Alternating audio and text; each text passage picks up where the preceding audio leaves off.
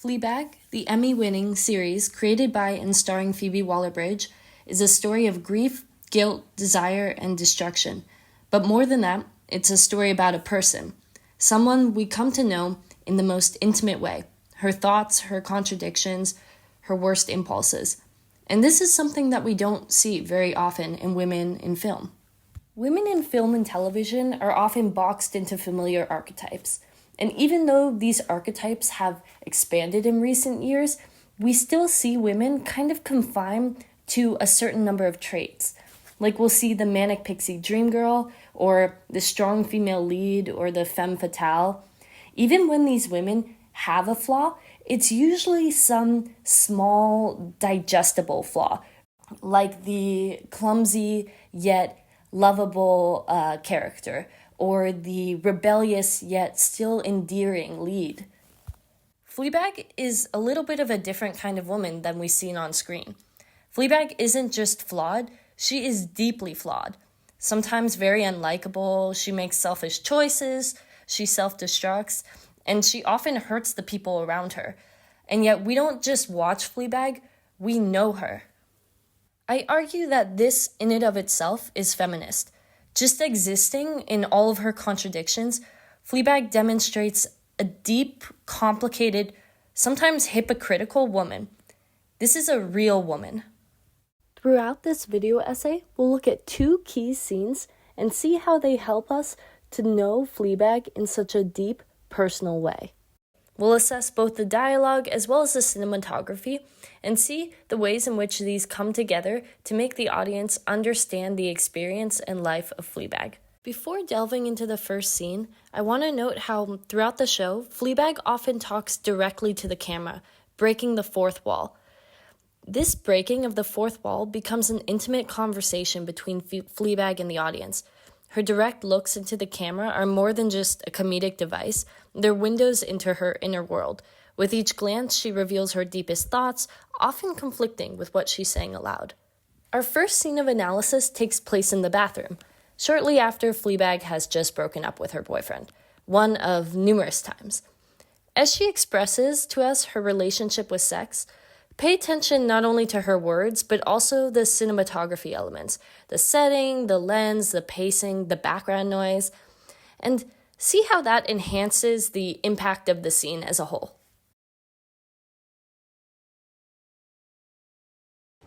I'm not obsessed with sex. I just can't stop thinking about it.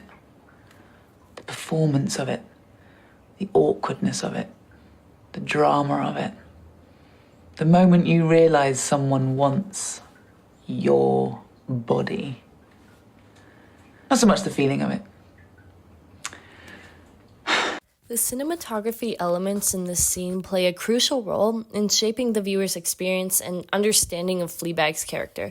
The setting, Fleabag sitting on the toilet in the bathroom, immediately creates a really intimate, almost uncomfortable experience.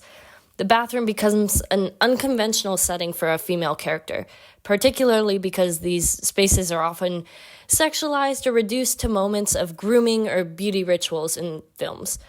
Here, the bathroom is not a place of beauty or cleanliness, and we're made uncomfortable by seeing her here. There's nothing polished about this moment. Furthermore, the camera is slightly off-kilter with some awkward framing and almost like a fisheye lens, distorting the space and making it feel unbalanced.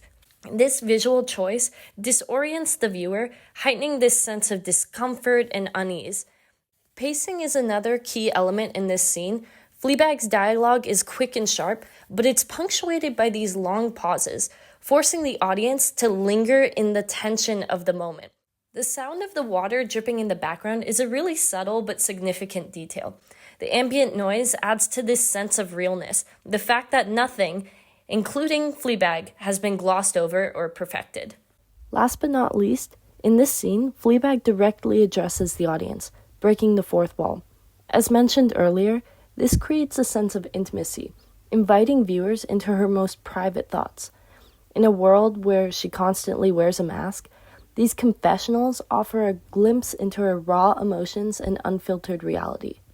To summarize, we've now explored how the setting and direct confessional create intimacy in the moment, how the ambient sound of water dripping adds authenticity, and how the framing and pacing generate a sense of awkwardness and discomfort.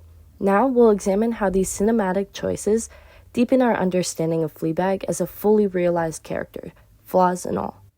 In the dialogue, Fleabag reflects on her complicated relationship with sex, something rarely explored in female characters with such nuance.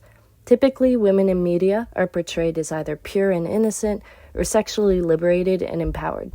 Fleabag, however, exists in a murky middle ground.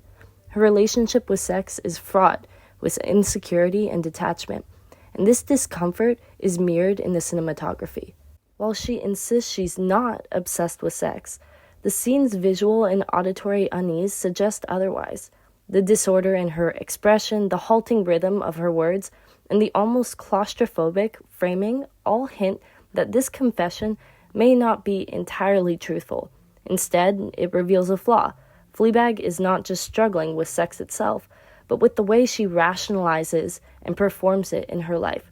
Through the intimacy of this moment, the audience is able to see past her humor and detachment, recognizing the deeper emotional turmoil she tries to mask. As I stated in the beginning, this portrayal is inherently feminist because it presents Fleabag as a fully realized woman, flawed, messy, and complex, rather than reducing her to a simplistic archetype. By allowing her to be vulnerable, complicated, and uncertain, and sometimes unreliable in her own narrative, the show challenges traditional depictions of women in media, asserting that women, like men, deserve to be seen in all their contradictions and depth.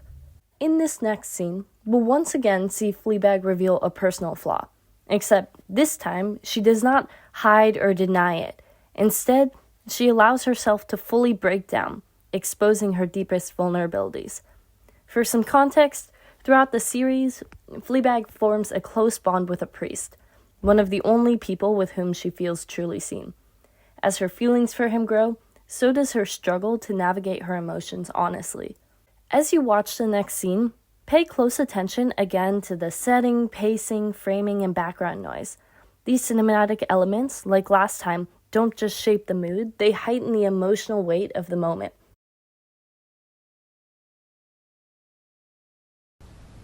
I can't. It's okay, go on. Frightened. Of what? Forgetting things.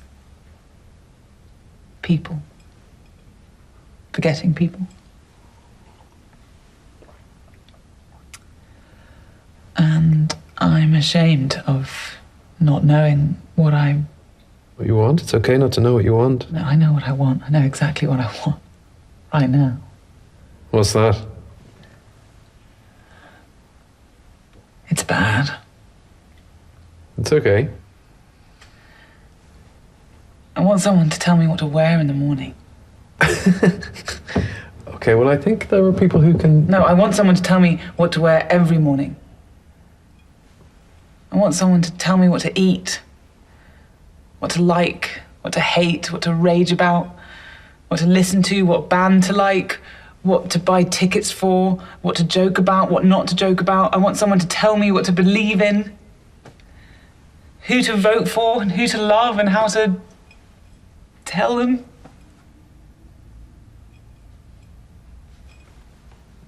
I just think I want someone to tell me how to live my life, Father, because so far I think I've been getting it wrong. In the bathroom scene, Fleabag's confessional was directed towards the camera, towards us. We were her trusted confidant throughout the series. This time, however, she finds herself in a literal confession booth, a space designed for honesty and absolution. This shift in setting immediately creates an air of intimacy. Unlike her usual fourth wall breaks, where she maintains control over what she reveals and how she reveals it, this space demands raw, unfiltered honesty. The physical barrier between her and the priest contrasts with the emotional closeness she craves, making her vulnerability all the more striking. Furthermore, the absence of the priest's face in this scene serves to heighten Fleabag's isolation and vulnerability. Without the priest's facial expressions to anchor the conversation, we are left solely with Fleabag's reactions. Her hesitations, her nervous laughter, her breaking composure. This forces the audience to sit with her discomfort, making the moment feel even more intimate and raw. The framing reinforces this sense of intimacy. The camera remains tightly focused on Fleabag's face, placing the audience almost in the booth with her. We are no longer distant observers, but active participants in her moment of self-exposure. The darkness of the setting as well, with the only light filtering through the other side of the booth, further enhances the emotional weight of the scene. The lighting subtly mirrors Fleabag's emotional state. She is searching for clarity, for guidance, yet remains surrounded by shadows, both literally and figuratively. Also, the pacing of this scene plays a crucial role in conveying Fleabag's internal struggle. At first, the tempo is slow, filled with pauses as she hesitates and waits for the priest to answer. She struggles to find the words to express what she is feeling. These silences build tension, forcing both Fleabag and the audience to sit in the discomfort of her emotions. Yet at other moments, her words spill out in a hurried rush, as if she can no longer contain them. This rapid, almost breathless delivery creates an air of desperation. She is unraveling, speaking not with her usual wit and detachment, but with aching sincerity. Finally, the sound design underscores this rawness. The scene is nearly silent, heightening the sense of isolation. The only external noises are the faint creaking of the wooden booth and the quiet swirls of her drink, really mundane sounds that suddenly feel entirely magnified in the stillness. The absence of background noise strips away any distractions, forcing us to focus solely on Fleabag and the weight of her confession. In this moment, she is exposed, not just to the priest, but to herself and to us. To summarize, we have examined several key cinematic elements in this scene. We've explored how the setting and framing creates a sense of intimacy, how the silence, punctuated only by the creaking wood and dim lighting, intensifies Fleabag's isolation, and how the pacing heightens the rawness and discomfort of the moment. Now we will briefly discuss how these elements deepen our understanding of her confession and why this portrayal is inherently feminist. In Fleabag's confessional, she lays bare her deepest fears and insecurities. She reflects on her late friend, whose absence still haunts her. She admits that she is lost, that she has been doing it all wrong, and that she doesn't know how to exist without ruining things. She confesses to feeling utterly lost. With each sentence, she strips away another layer of herself, exposing the raw, unfiltered truth of her pain. The cinematography holds her there, traps her in the dim light and the thick silence, and holds her emotions to us as a wound held open, raw and stinging in the cold air, demanding to be felt. This unpolished portrayal is inherently feminist in its refusal to simplify or idealize a woman's emotions.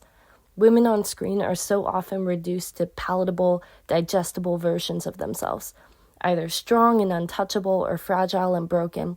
But Fleabag is neither. She is undone, unapologetically complex, stripped of pretense and artifice. This scene dismantles the expectation that women must be one thing or another, that they must be easy to understand, easy to define. She is complex, flawed, and deeply human.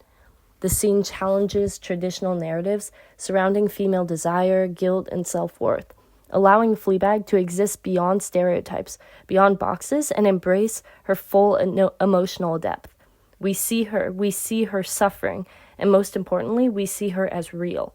To summarize, throughout this video, we've examined two key scenes, each of which offers a deeper understanding of Fleabag's character. In the first, the cinematography highlights her denial, exposing the cracks in the persona she tries to maintain. In the second, it amplifies the weight of her struggles, allowing us to witness her raw vulnerability. In both cases, the scenes reveal to us the nuanced, real woman that is Fleabag.